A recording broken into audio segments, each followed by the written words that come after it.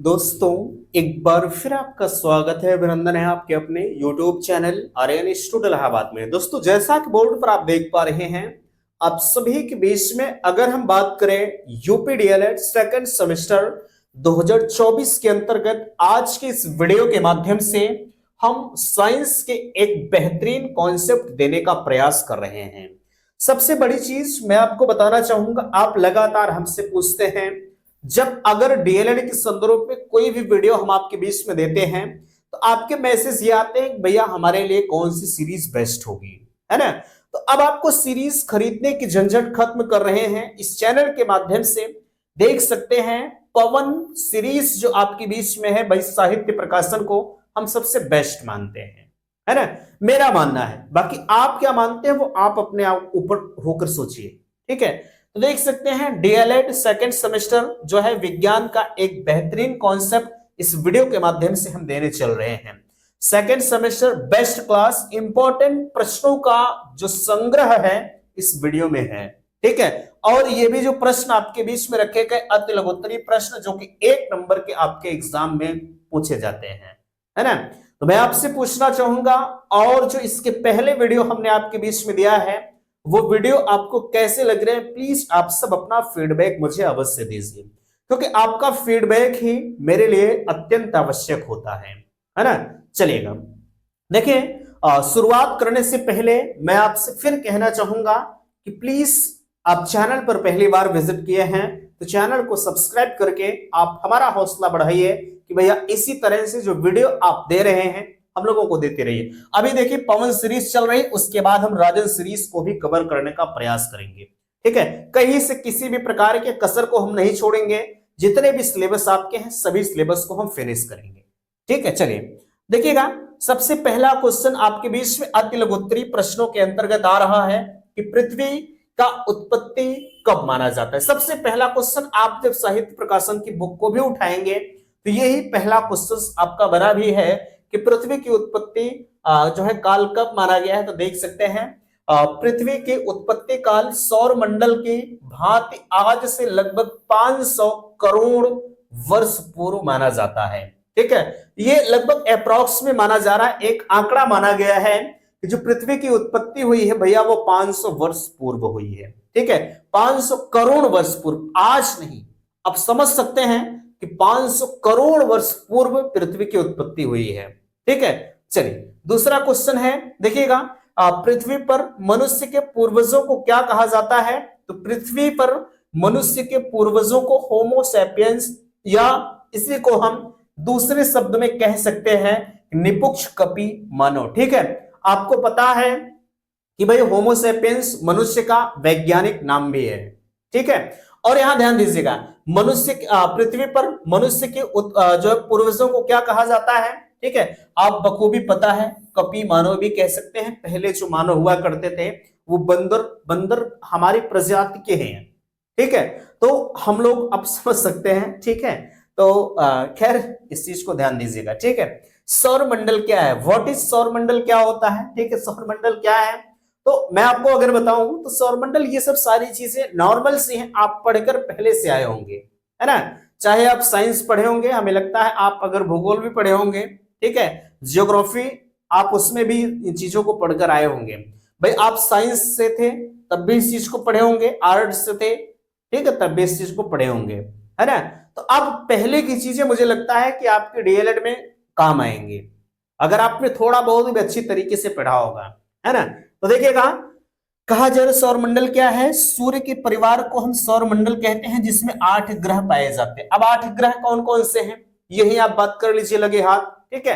तो बुध, शुक्र, पृथ्वी, मंगल, बृहस्पति, शनि, अरुण, वरुण और लास्ट एम है जिसे एम को निकाल दिया गया है, ठीक है। तो आप सीरियल से इस चीज को याद कर लीजिएगा, बुध, शुक्र, पृथ्वी, मंगल, बृहस्पति, शनि, अरुण, वरुण, ठीक है। और एम को हम काउंट ही नहीं करेंगे, ठीक है। तो 8 ग्रह कौन कौन से आप इस चीज को समझ गए।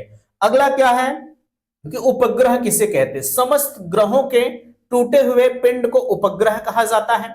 भाई जो ग्रह होते हैं, जाहिर सी बात है, ग्रह जब आपस में टकराते हैं वो टूटते हैं, जो टूटते हैं उसी को हम क्या कहेंगे, ठीक है। समस्त ग्रहों के टूटे हुए पिंड को हम क्या कहेंगे, उपग्रह कहेंगे, है ना। तो जब जब ग्रह टकराते हैं, तो जब ग्रह टकराने से जो और कण उसके बीच में निकलते हैं वही हमारे क्या होते हैं, उपग्रह होते हैं। ठीक है, चलिए अगला देखिएगा। चलिए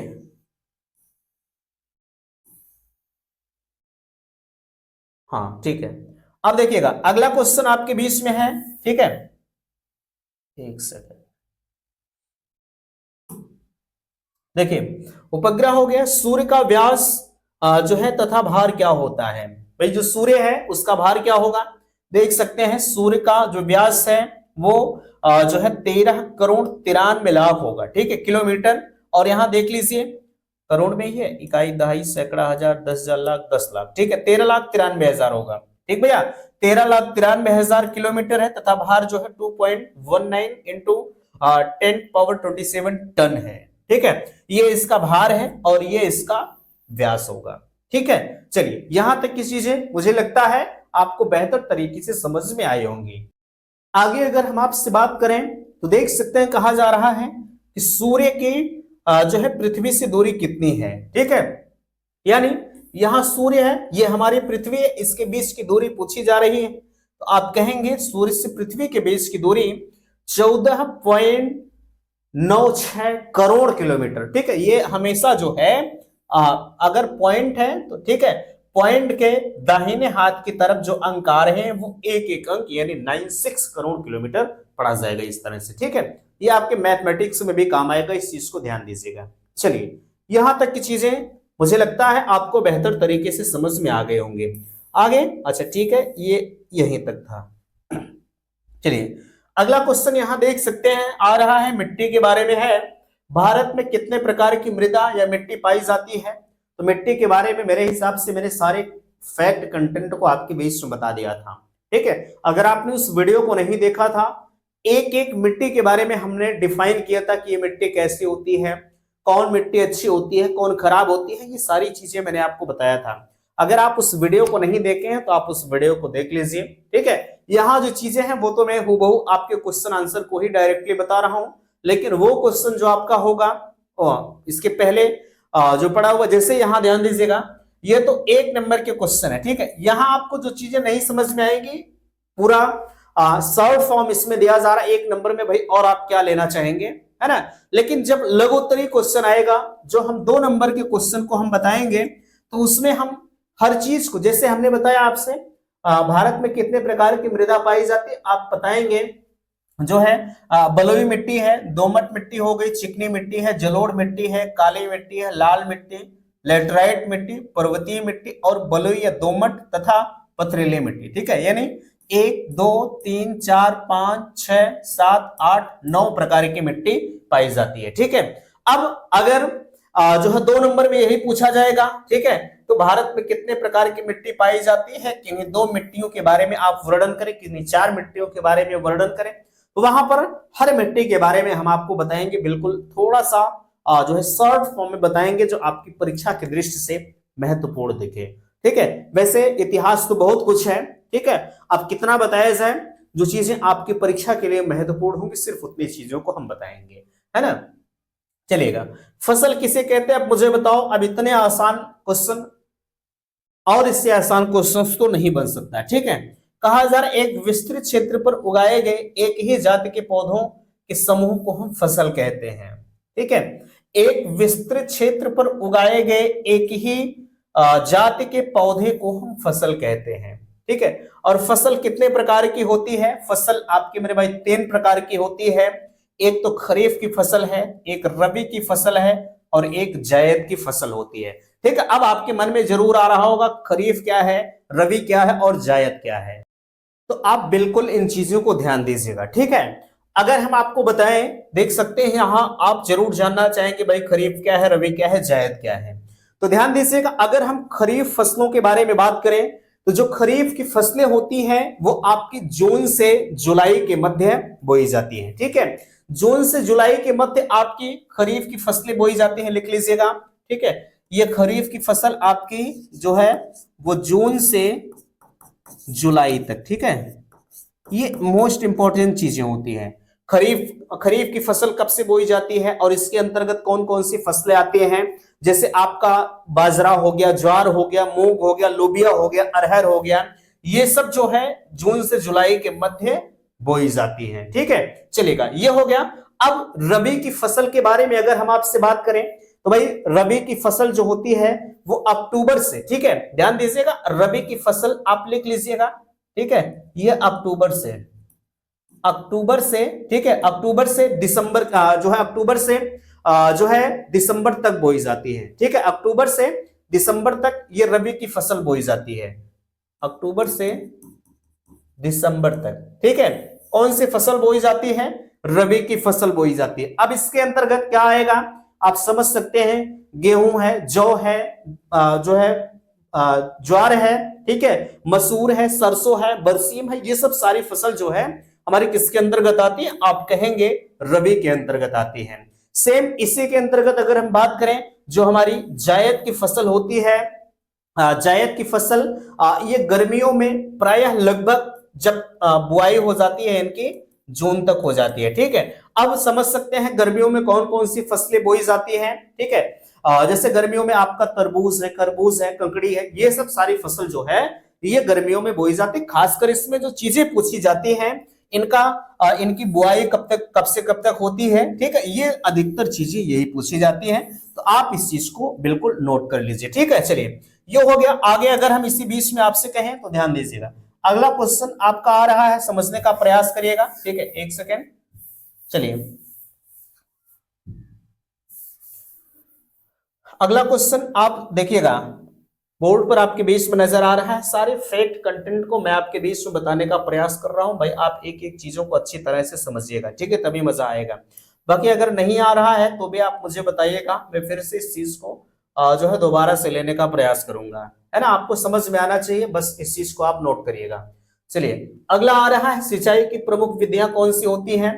तो सिंचाई की प्रमुख विधियां भाई प्रवाह विधि है, क्यारी विधि है, कोण विधि है, वलय स्थिति और बॉर्डर विधि है, ड्रिप विधि है। अधिकतर क्यारी विधियां ही इस्तेमाल की जाती हैं जो है बुआई सॉरी सिंचाई के लिए। ठीक है, और अधिकतर और भी चीजों पर आपने देखा होगा, कहीं कहीं छिड़काव के माध्यम से पूरे खेतों में लगा दिया जाता है, पानी छिड़क दिया जाता है ना। तो ये सब सारी विधियां, लेकिन अधिकतर देखा जाता है लोग इस तरह से, जैसे ये आपका खेत है, ठीक है, ये आपका खेत है, तो इसमें हम क्यारी बना देते हैं और इधर एक नाले टाइप का बना देते हैं, इधर से पानी आ रहा है, ठीक है, तो इसमें से पानी इसमें चला जाएगा, फिर आगे आ गया, फिर इसमें चला जाएगा, फिर इसमें चला जाएगा, इस तरह से खेतों की सिंचाई होती रहती है। ठीक है, चलिए, यहां तक की चीजें आपको समझ में आ गई होंगी। आगे अगर इसी बीच में हम कहें, देख सकते हैं जो है कुछ कृषि के प्रमुख यंत्रों के नाम बताइए। कृषि के जो प्रमुख यंत्र हैं वो हल है, पटेला है, बखर है, रेक है, फावड़ा है, ट्रैक्टर है, हैरो है, कल्टीवेटर है, डिबलर है। आपने हल का नाम सुना होगा, ठीक है, फावड़ा का नाम सुना होगा, ट्रैक्टर का नाम सुना होगा, हैरो का नाम सुना होगा, कल्टीवेटर है, डिबलर है, इन सब का नाम सुना होगा, लेकिन पटेला का नाम नहीं सुना होगा और बखर और रेक का नाम नहीं सुना होगा। हमने पूरा फिगर के माध्यम से जब आपको पढ़ा रहा था तो उस वक्त हमने सारी चीजें क्लियर किया था कि भैया फावड़ा क्या, सॉरी ये पटेला क्या होता है, बखर क्या होता है, रेक क्या होता है ना। तो ये 1 नंबर का क्वेश्चन है, सिर्फ आपको एक सतह तरीके से बताया जा रहा है कि 1 नंबर में आपसे क्या कैसे पूछ सकता है ना। और विस्तृत तरीके से जब मैं आपको लघुत्तरी क्वेश्चन कराऊंगा, ठीक है, हालांकि फिगर आपसे कभी पूछा नहीं जाता, लेकिन नॉलेज के लिए आपको जानना आवश्यक है कि आखिरकार फावड़ा कैसा होता है, कल्टीवेटर कैसे होते हैं, रोटरवेटर क्या होता है, ठीक है, ये सब सारी चीजें आपको जानना होगा, है ना। आगे चलेगा, मृदा अपरदन क्या है, ठीक है, मृदा अपरदन क्या है? आज के समय में आपने देखा होगा जब नदियां अपने चरम पर आती हैं, जब बाढ़ जाती हैं, ठीक है, जब बाढ़ आती है तो ढेर सारी मिट्टियां बहा के ले आती है अपने साथ, ठीक है, तो कहीं ना कहीं वो मृदा अपरदन ही होता है। देखिए, कहा जा रहा है मृदा के एक स्थान से दूसरे स्थान तक हट जाने को मृदा अपरदन कहते हैं। भाई जो मिट्टी नदियां बहा कर ले आती हैं, जैसे आपने जब भी देखा होगा अगर नदी के किनारे आपका खेत है तो वो उसमें काफी अच्छी खासी फसल होती है, क्योंकि मिट्टी उसमें जो है लगातार नई नई मिट्टियां आ रही हैं, ठीक है। और आगे देखिएगा, ये काफी मृदा अपरदन काफी इंपॉर्टेंट चीजें हैं, आप इस चीज को जो है इंपॉर्टेंट कर लीजिएगा। अगला क्वेश्चन है, बीज बोने की प्रमुख तथा प्राचीन विधि कौन कौन सी है? तो हाथ से छिड़काव विधि। भाई आज आपके यहाँ गेहूं की बुआई हो रही होगी, ठीक है, अब तो एक नया फार आ गया है, लोग उसमें डाल देते हैं, वो धीरे धीरे पूरा लाइन से इस तरह से, ठीक है, पूरा लाइन से इस तरह से बुआई करते हुए चला जाता है, इस बीच में आपका गेहूं नहीं गिरेगा, ठीक है। अब नए नए टेक्निक आ रहे हैं, नई नई चीजें आ रही हैं, है ना, लेकिन जो प्राचीन विधियां हैं आप हाथ में लेकर जो है इस तरह से बुआई कर देते हैं, ठीक है। अधिकतर लगभग 90% लोग इसी तरह से बुआई करते ही हैं, है ना, चाहे वो छोटे किसान हो चाहे वो बड़े किसान हो, है ना। आगे चलेगा, कहा जा रहा है कि MKS पद्धति में जो है ये म का यस लिखा है, आप इस चीज को देख लीजिएगा, MKS, ठीक है। MKS पद्धति में जो है कार्य का मात्रक क्या होगा, जूल होगा, ठीक है। और MKS पद्धति में ऊर्जा का मात्रक क्या होगा, यहां भी जूल होगा, ठीक है। आगे चलेगा, अगला क्वेश्चन आपके बीच में समझिएगा, देखिएगा, सारी चीजें मैं इंपॉर्टेंट आपको बता रहा हूं भैया, आप इन चीजों को ध्यान से थोड़ा सा पढ़िएगा।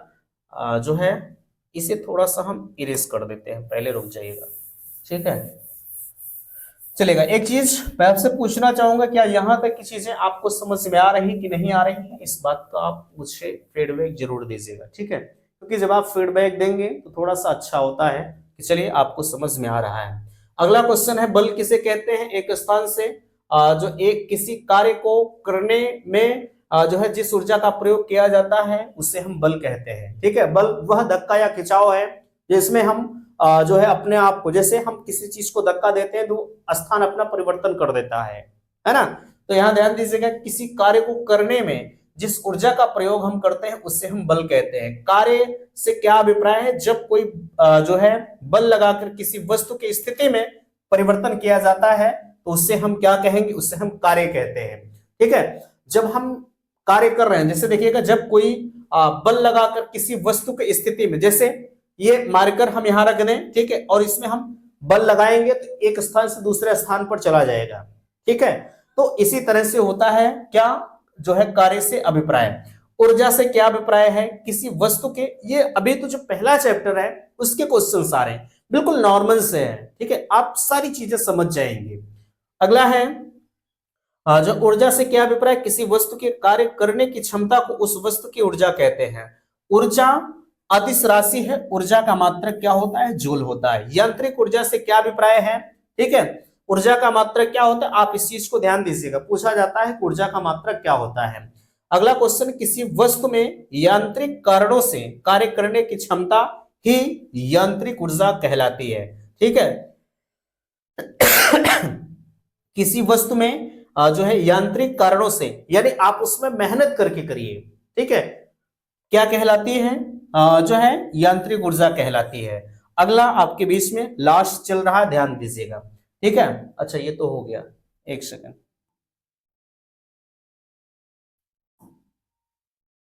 अच्छा ये सब हो गए हैं भैया, है ना, टोटल आपके बीच में खत्म हो गया, 4 पेज था, हाँ ठीक है, सब खत्म हो गए, हाँ बिल्कुल, अब बचा नहीं है, ठीक है। एक सेकंड, थोड़ा सा समय लीजिएगा, हाँ ठीक है, सब खत्म हो गया। बाकी एक चीज मैं आपसे पूछना चाहूंगा, ठीक है, क्या कहीं आपको किसी भी प्रकार की अगर दिक्कत हो, ठीक है, वीडियो छोटा है, मैंने काफी जो है तीव्र गति से सारी चीजों को आपके बीच में बताया है, बट अगर कहीं किसी भी प्रकार की आपको दिक्कत हो रही है तो उसका आप मुझे उसके बारे में जरूर बताइएगा, ठीक है। मेरे हिसाब से आपको दिक्कत नहीं आनी चाहिए, बट अगर है आप बेझिझक मुझे बता सकते हैं, है ना। तो इस वीडियो में यहीं तक, वीडियो को लाइक कीजिएगा, शेयर कीजिएगा, और चैनल पर पहली बार विजिट किए हैं तो चैनल को सब्सक्राइब कीजिएगा। वीडियो समाप्त करते, थैंक्स, धन्यवाद।